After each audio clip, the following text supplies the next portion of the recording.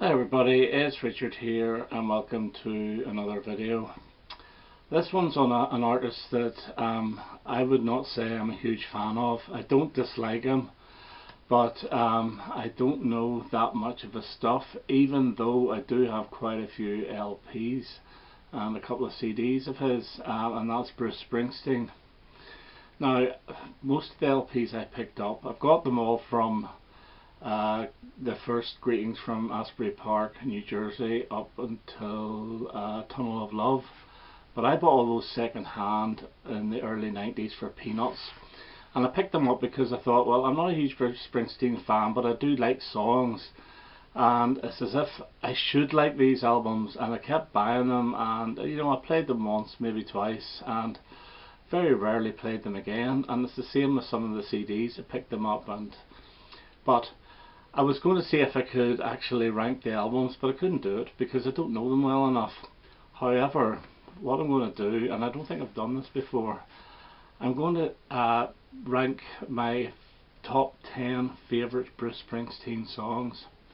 Now, I will say that these 10 songs I absolutely love, but again, there's another flaw. I couldn't make my mind up for number 10, so there's actually going to be a tie for 10. So there's 11 altogether. So we'll start off, and luckily enough again, the two that are tied for 10 come from this album, and this is The River from 1980. And the first one is Cadillac Ranch, which is the very first Bruce Springsteen song that I got to like. My brother had this LP. I love it. It's a really catchy rocker with loads of keyboards. It's a little bit reminiscent of Glory Days, which was on his Born in the USA album, but Cadillac Ranch is much better, and it's tied with the hard-paced rocker You Can Look But You Better Not Touch. Absolutely fantastic. It's the sort of song I think Rockpile would have been great at, and there's a great little guitar break in it as well.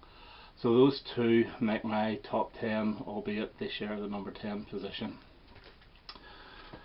Number 9, and I'm going to go with, from this album, Streets of Philadelphia. It's one of the most on Bruce Springsteen songs. It's very dark, it's very atmospheric, very moody. It just doesn't sound like him at all. Voice wise it does, but the whole arrangement of the song doesn't. There's some wonderful backing vocals in this, and especially when he sings I Walked 1,000 Miles Just to Slip This Skin. There's a backing vocal at the back of that which just sends shivers down my spine.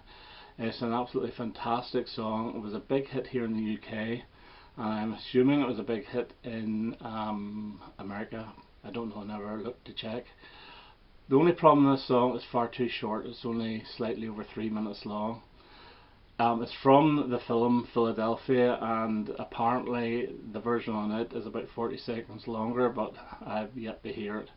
But it's a great song, and it's featured on this Greatest Hits LP. Number 8, from 1987, I'm going to go with the lead-off single from Tunnel of Love, and that is Brilliant Disguise. It's dated. It's got that 80s sound, but I absolutely love it. It's so easy to listen to, easy to sing along to.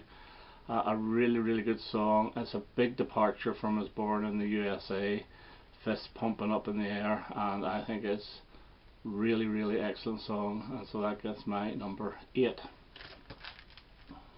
Put this down here. Number 7, and I'm going to go with the title track of Devils and Dust from 2005. If I was ranking the albums, this would be my favourite, I think, because consistently it's the one I enjoy the most throughout the whole of the album. This is a very acoustic start, and then it goes into the orchestration, and then it finishes with, which always wins me over, is the harmonica at the end. It's an absolutely brilliant song, Devils and Dust from 2005, and I bought this LP recently. I had the CD, and it's one of the very few Bruce Springsteen albums I played a lot whenever I bought them. So Devils and Dust is my number 7. Number 6, and from Darkness at the Edge of Town, that's the wrong way around, from Darkness at the Edge of Town, is Candy's Room. It's a short song. I think it's his most new wavy type song, and there's a really good guitar break in it. It's just short, sweet, to the point. Starts off very, very slowly, or sorry, not slowly. It starts off very quietly, and then just gathers pace and ends with a huge big guitar break. Brilliant song, Candy's Room from Darkness at the Edge of Town. Number 5, and I'm going back to Devils and Dust, and it's the song Long Time Coming, which was, I think it was a single off this. Yeah, it's the most Bruce Springsteen-y of the Springsteen songs on this, but again, it's just a wonderful song. It's catchy. It deserved to be a hit. I have no idea if it charted or not, but excellent song. His voice is a little bit higher in this. I'm not saying it's falsetto or anything, but it's not quite as deep as in some of the other songs, or as rough. But I think it's a great song from a great album. So Long Time Coming is number 5.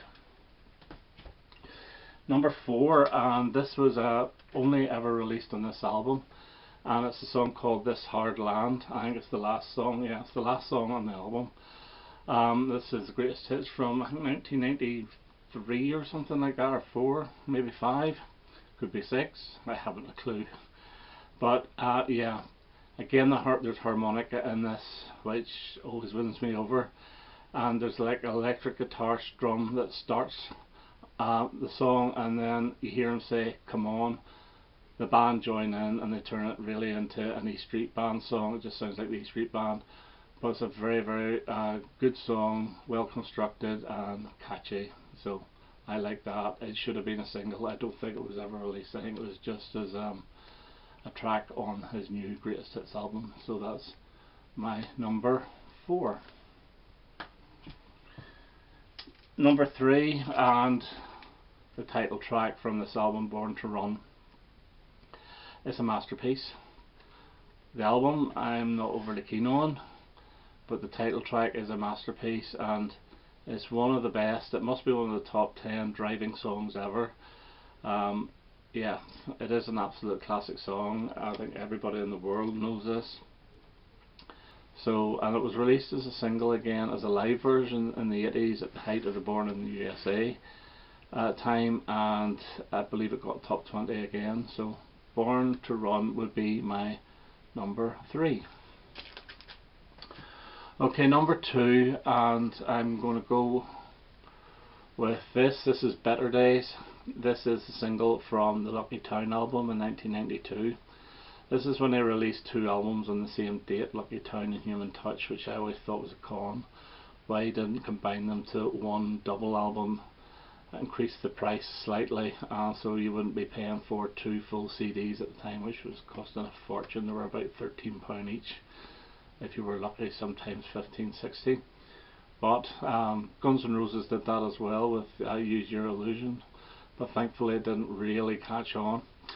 This is just a really good rocker. I remember hearing this a lot on the radio driving to work. I was driving this old crap Astra, and the tape player didn't work, so I had to listen to the radio, and I'm not a radio listener, but on the Radio 1 breakfast show they used to play this quite a bit. I think Simon Mayo did it. But yeah, it's just a really, really good song with really, really good backing vocals. Loved it.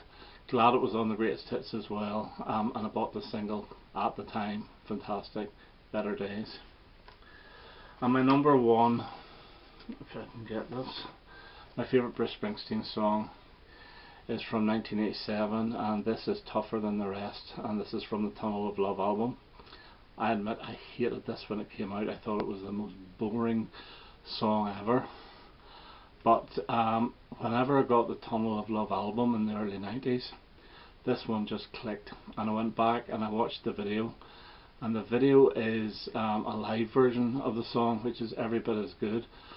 The video itself is cheesy because you see all these couples with their 1980s hairstyles, and they're all lovey-dovey, and it's all wonderful, sweet. It's really cheesy, but still it's enjoyable, and it's a slow song, but it's got an immense harmonica ending to this. It's just a fantastic song, and I've only recently got this single because I thought I'll get it because the B-side of it is the live version, which is from the video of Tougher Than the Rest, because I think it's every bit as good. And then just before I was about to make this video, I looked at this single again, and the B-side of that is the live version of Tougher Than the Rest, so it was a waste of money buying that single. But still, it's my number one Bruce Springsteen song. Absolutely love it. I know there's two of my top 10 from the Tunnel of Love, and it is probably his most dated album, but it's two of his best songs. So that's my top 10 for Bruce Springsteen. Again, I'm not a huge fan. Maybe if I was to play all his albums in the car for about 2 weeks, maybe that list probably would change, but for the moment those are my definite 11 favourite Bruce Springsteen songs. Okay, that's me for now. All the best. Bye bye.